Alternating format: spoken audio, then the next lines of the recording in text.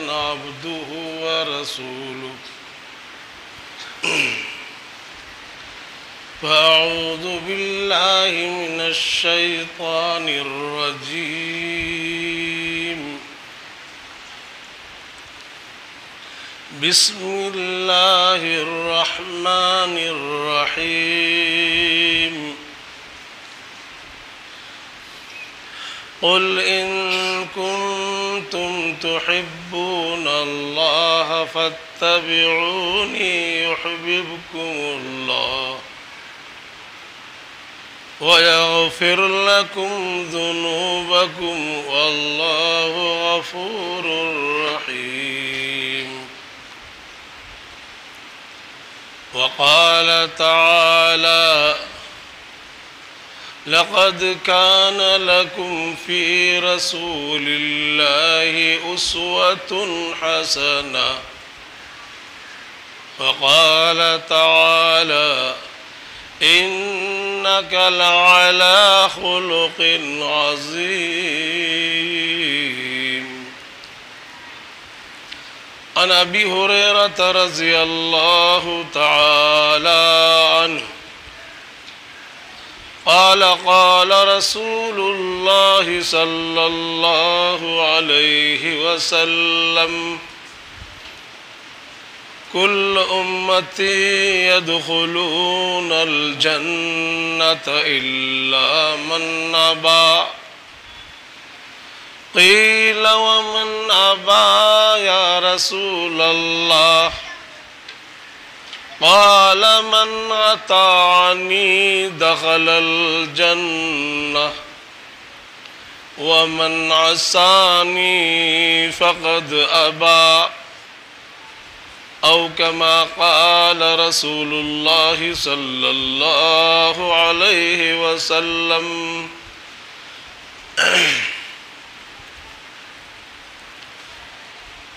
محترم دوست اور بزرگوں، میں نے آپ حضرات کے سامنے قرآن کریم کی کچھ آیات اور ایک حدیث مبارکہ پیش کیا۔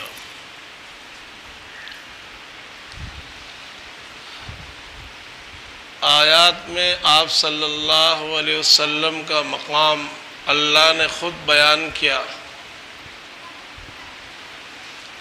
اور اس امت کو اللہ نے خطاب کیا کہ ہم نے رسول اللہ صلی اللہ علیہ وسلم کو تمہارے لیے نمونہ بنا کر بھیجا۔ لقد كان لكم في رسول الله أسوة حسنة، البتہ تحقیق کے نبی کی ذات میں، رسول کی ذات میں تمہارے لیے بہترین نمونہ ہے۔ زندگی گزارنا ہو تو اس نمونے کو دیکھ کر زندگی گزارنا۔ إنك لعلى خلق عظیم،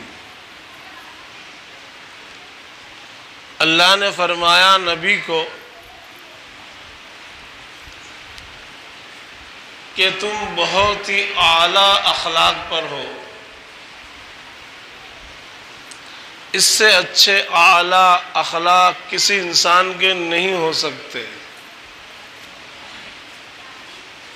اور اللہ تبارک و تعالی نے آپ صلی اللہ علیہ وسلم کے علاوہ دیگر جتنے انبیاء دنیا میں بھیجے ہیں وہ ایک قوم کے لیے، کچھ افراد کے لیے، ایک خطے کے لیے نبی بنا کر بھیجے جاتے تھے،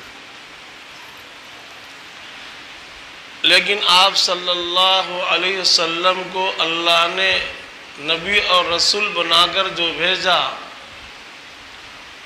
قیامت تک کے انسانیت کے لیے، قیامت تک جو انسان آئیں گے سب کے لیے، انسان میں سب داخل ہے۔ آپ صلی اللہ علیہ وسلم نبی اور رسول جو بنا کر بھیجے گئے صرف ایمان والوں کے لیے، مسلمانوں کے لیے نہیں، پورے عالم کے انسانوں کے لیے، انسانیت کے لیے، انسانیت کو راہ راست پر، ایمان پر، اسلام پر لانے کے لیے، ہدایت پر لانے کے لیے نبی اور رسول بنا کر بھیجا۔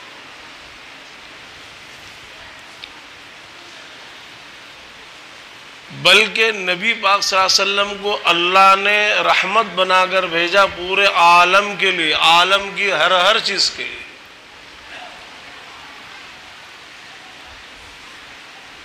اللہ نے قرآن پاک کے اندر ذکر فرمایا کہ ہم نے نبی کو عالم کے لیے رحمت بنا کر بھیجا، پورے عالم کے لیے۔ عالم میں جتنی چیزیں ہیں، جتنی مخلوقات ہیں، سب کے لیے رحمت بنا کر بھیجا۔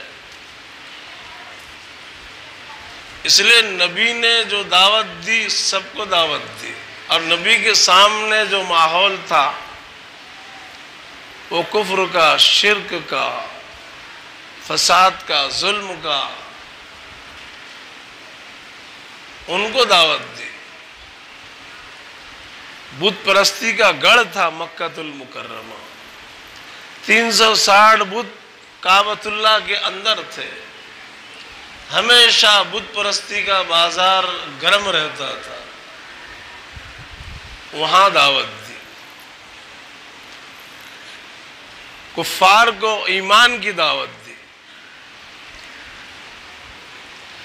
تو اللہ تبارک و تعالیٰ نے قیامت تک کی نجات اور بہبودی اور فلاح اور کامیابی صرف اور صرف نبی کے طریقے میں رکھ دی ہے، نبی کے اسوہ میں، نبی کی اتباع میں رکھ دی ہے۔ جو بھی انسان دنیا میں آیا، چاہے کوئی بھی انسان ہو، اگر وہ دنیا اور آخرت کی کامیابی چاہتا ہے، دنیا میں بھی کامیاب ہونا چاہتا ہے اور آخرت میں بھی کامیاب ہونا چاہتا ہے، کامیابی مل نہیں سکتی اس کو جب تک کہ وہ رسول اللہ صلی اللہ علیہ وسلم کا اتباع نہیں کرے گا اور رسول اللہ صلی اللہ علیہ وسلم کے لائے ہوئے دین پر نہیں چلے گا، احکام اسلام پر عمل نہیں کرے گا، وہ کامیاب نہیں ہو سکتا، نہ دنیا کے اعتبار سے اور نہ آخرت کے اعتبار سے۔ آج ہم کو ان لوگوں نے گمراہ کر کے رکھا ہے، یہ یہود و نصارہ، کفار، مشرکین، جو دشمنان اسلام اور دشمنان مسلمان ہیں، آج ان کے پاس میڈیا ہے اور بہت سارے ذرائع ابلاغ ہے، اس کے ذریعے سے ہمارے دماغ خراب کرتے رہتے اور ہم سب سنتے رہتے اور بہت ساری باتوں پر یقین کرتے رہتے، ہم ان کی تعلیم لیتے رہتے، ان کی باتوں کو سننا، ان کی تعلیم کو قبول کرنا ہے۔ ہمارے دماغوں میں یہ بات ڈالی جاتی ہے، جا رہی ہے، پورے عالم کے اندر ان کی مہم چالو ہے، یہود و نصارہ کی، کفار، اور اسی مہم کی وجہ سے انہوں نے دنیا کے بہت بڑے حصے کے مسلمانوں کو گمراہ کر دیا، تباہ کر دیا، برباد کر دیا، وہاں کے اسلام کو، ایمان کو ختم کر دیا۔ دماغ میں اسلام کے خلاف باتیں ڈالو، قرآن کے خلاف، کہ یہ کتاب پرانی ہو گئی، نئے باتوں کی ضرورت ہے، یہ نیا زمانہ ہے، تم عمل کرو گے اسلام پر، قرآن پر، تمہاری دنیا تباہ ہو جائے گی۔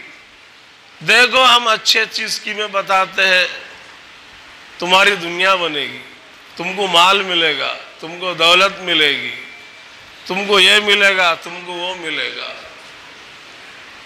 اس طرح گمراہ کرتے ہیں، گمراہ کر رہے ہیں۔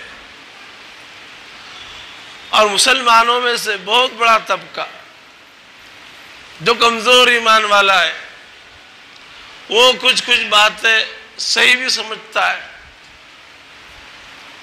دیکھو انہوں نے دنیا کے اندر، دنیا کے ملکوں کی تاریخ آپ اگر دیکھو گے، پڑھو گے، سنو گے تو پتہ چلے گا کہ ان انگریزوں نے دنیا کے بہت بڑے حصے پر جو اسلامی حکومتیں تھیں اور بہت زبردست طریقے پر وہاں پر اسلام کا غلبہ تھا، اسلام کے ماننے والے تھے، کوئی سوچ نہیں سکتا تھا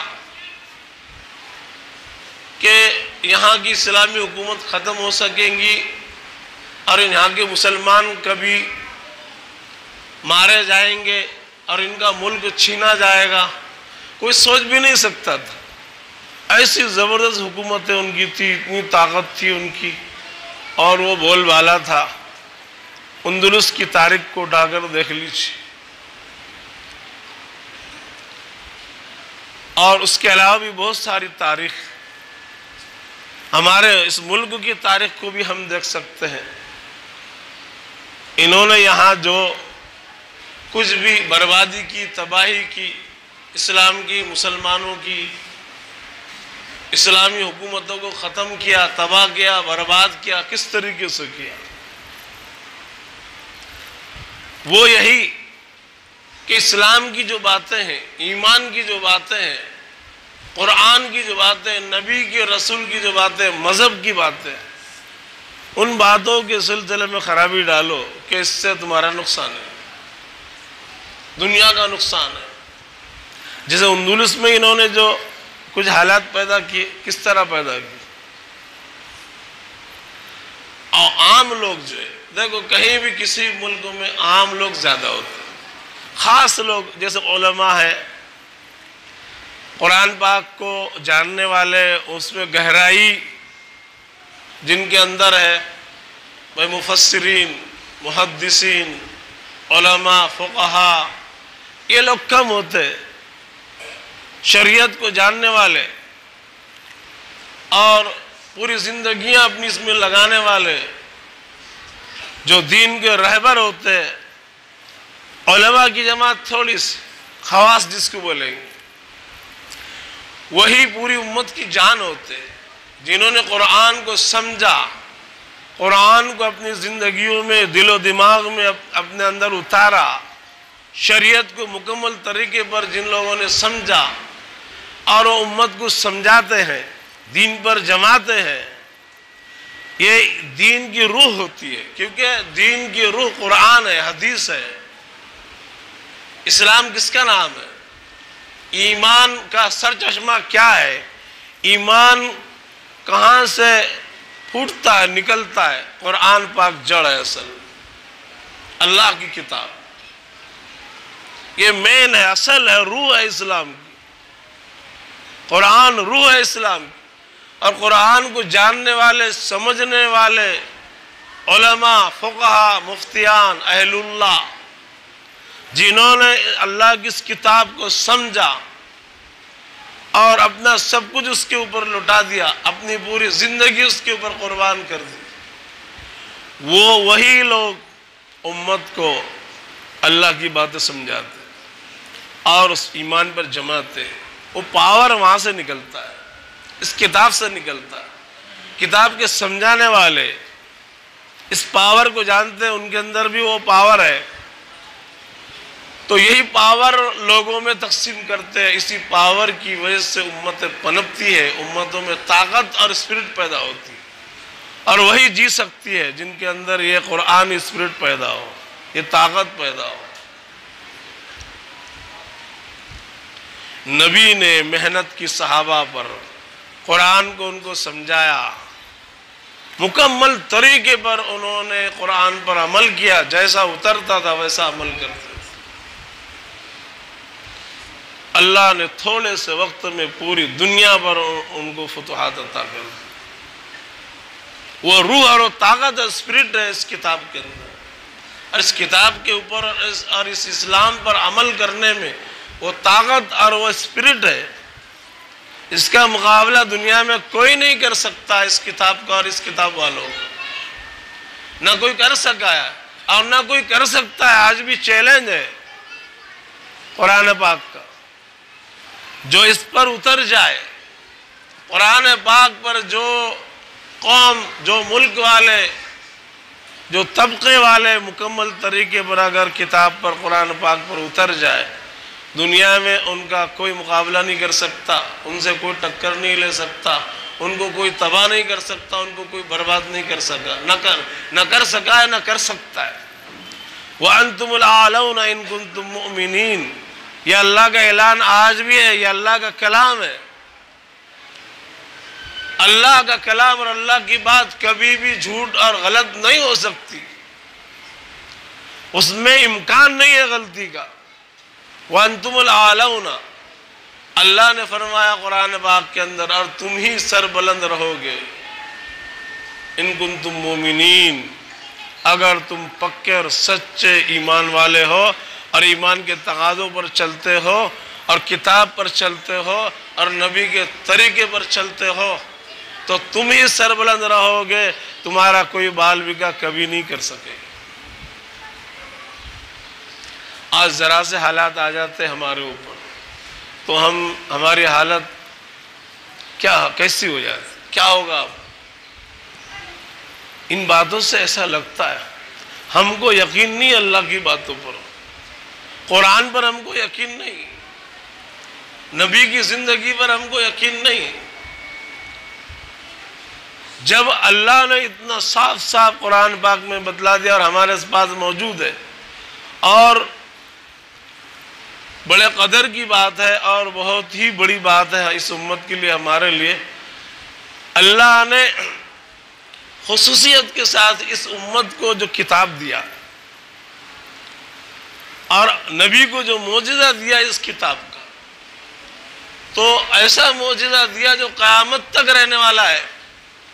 آج نبی زمین کے اوپر زندہ نہیں ہے، اپنے قبر میں زندہ ہے، لیکن یہ کتاب باقی ہے اور قیامت تک باقی رہے گی۔ کتاب کے اثرات جو کل تھے آج بھی اور قیامت تک بھی وہی رہے گے، وہی اللہ کا کلام ہے جو کل نازل ہوا تھا، وہاں آج بھی وہی کلام موجود ہے، اس کی تاثیرات آج بھی وہی ہے، کوئی تبدیلی نہیں ہے اس کے اندر، نہ ہو سکتی ہے نہ کوئی کر سکتا۔ جو پاور کل تھا اس کتاب کا آج بھی وہی پاور اس کتاب کے اندر موجود ہے، اور جو بھی اس کتاب سے منسلک ہوگا اور اس کتاب پر عمل کرے گا اس کے اندر وہی اسپرٹ اور طاقت اللہ تعالیٰ دیں گے۔ تو ہم کو چاہیے کہ ہم مکمل طریقے پر اس کتاب کو مضبوطی سے تھامیں، اس پر عمل کریں، اور ہم ان لوگوں کی، ان چوروں کی، ان ڈکیٹیوں کی، ان غداروں کی، ان مکاروں کی، ان مفسدین کی باتوں کو نہ سنیں، اس پر دھیان نہ دیں۔ اسلام کے بارے میں، قرآن کے بارے میں، نبی کے بارے میں، مسلمانوں کے بارے میں جو غلط باتیں یہ پھیلاتے ہیں اور ہمارے دماغوں میں ڈالنے کی کوشش کرتے ہیں، ہم کوئی بات نہ سنیں۔ ہمارے نجات کے لیے، ہمارے دنیا کی کامیابی کے لیے بھی اور آخرت کی کامیابی کے لیے بھی ہماری کتاب قرآن پاک، ہمارے نبی کا طریقہ سنت کافی اور وافی ہے۔ ایک ذرہ برابر جھول ہمارے اسلام میں، ہمارے مذہب میں، قرآن میں، حدیث میں، نبی کی زندگی میں ایک نقطے کے برابر بھی کسی قسم کا جھول نہیں ہے، نہیں ہے، نہیں۔ مکمل طریقے پر ہمارا مذہب اسلام کامیاب ہے۔ ہم کو کسی کی طرف دیکھنے کی ضرورت نہیں ہے، کسی معاملے میں بھی، کسی بھی معاملے میں، دنیاوی معاملے میں بھی۔ جیسا یہ کیا سمجھاتے، اب یہ مولوی لوگ ہیں، یہ جو مذہب کی باتیں کرتے رہتے، قرآن کی باتیں، ان کو کچھ سمجھتا نہیں۔ اپنے جو معاملات ہیں جیسا اپنا چلتا ہے، ان کو بولنا بھی نہیں، ان سے پوچھنا بھی نہیں، کرتے رہنے کا۔ یہ اپنا دنیا کا نقصان کرتے ہیں مولوی لوگ، یہ مفتی لوگ، کچھ پوچھنے وچھنے کا نہیں ان سے، جیسا سمجھ میں اپنا کرتے رہنے کا۔ یہ جو ہے گمراہ کرنے کی اسکیم ہے۔ جیسا میں ابھی کی کچھ زمانے پہلے کی ہمارے یہیں کی بات کرتا ہوں کہ کچھ شہر سے کچھ نکلے تھے یہاں پر، 6,000 روپے دے دو اور کروڑ پتی بن جاؤ. 6,000 روپے دے دو اور کروڑ پتی بن جاؤ. کتنا آسان مسئلہ. اب لوگوں نے جو خریدنا شروع کیے، میں یہاں سورت شہر کی بات کر رہا ہوں، میں باہر کی نہیں، ہمارے یہاں کی اور پورے گجرات کی بھی، اور بہت دور دور تک چلا تھا. لوگوں نے جو شیئرز خریدے، اتنے شیئرز فرضی لوگوں کے نام پر اپنے خاندان میں، بھائی 6,000 میں کروڑ پتی بن رہا ہے ایک آدمی، فیملی میں جتنے آدمی سب کے نام سے لے لیا، سب کو کروڑ پتی بنا دو. تو علماء کرام سے، مفتیان کرام سے مسئلہ پوچھا کہ بھئی یہ ایسا ایسا ہے کیا ہے. مفتیان کرام نے، علماء کرام نے فتویٰ دیا کہ یہ دھوکہ ہے، اس کو خریدنا جائز نہیں ہے. کیونکہ جو بھی چیز کو خریدنا ہوتا ہے تو کوئی اس کے اساسے بنیادیں کچھ ہوتی ہے کہ بھئی کوئی کمپنی کام کر رہی ہے بھئی، تو بھئی اس کے سامان ہیں، مشینیں ہیں، کپڑا بنا رہی ہے، یہ کر رہی ہے، سامان ہوتا ہے، کچھ کام کرتے ہیں. یہ جو تم کہہ رہے اس میں تو کچھ نہیں ہے، نہ اساسہ ہے، نہ کچھ بن رہا ہے، نہ کچھ ہے، کچھ بھی نہیں ہے. بس تم کو ہر مہینے اتنے ڈالر ملیں گے. جیسے آج بن جاؤ تم تو اب ہر مہینے تم کو 200-500 ڈالر ہر مہینے ملیں گے. کہاں کے ملیں گے بھئی؟ کیا بنا رہی ہے فیکٹری؟ کچھ نہیں بنا رہی، بس ایسے ہی ملیں گے تم کو. ممبر بن جاؤ تم. ارے بھئی ممبر بن جائے تو کچھ نہ کچھ کام اس میں فیکٹری میں، اس کمپنی میں ہونا چاہیے نا. کیا کام؟ بس تم ممبر بن جاؤ، یہ کام ہے. یہ ایسا ہوتا ہے کیا؟ یہ چیٹنگ. بہت سمجھایا لوگوں کو علماء کرام نے، مفتیان کرام نے.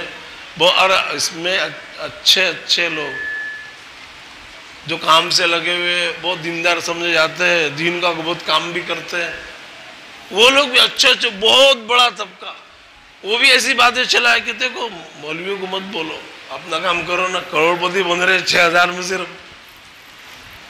وہ سمجھائے ان لوگوں کو بھی، دیکھو سمجھاؤ یہ دین کا مسئلہ ہے. بولتے ہیں یہ تو اپنا مسئلہ ہے، تجارت یہ مولویوں کا مسئلہ تھوڑی ہے. لا حول ولا قوت الا باللہ. تجارت دین کا مسئلہ تھوڑی. ارے قرآن تجارت کے اصول سکھاتا ہے، نبی نے تجارت کے اصول سکھایا. تم کہہ رہے کہ تجارت دین میں داخل نہیں. ہر بات، زندگی کی ہر بات اللہ نے بتلائی ہے، نبی نے بتلائی ہے، ہر بات سکھائی ہے. ارے نبی نے تو پیشاب کا طریقہ بھی بتلایا.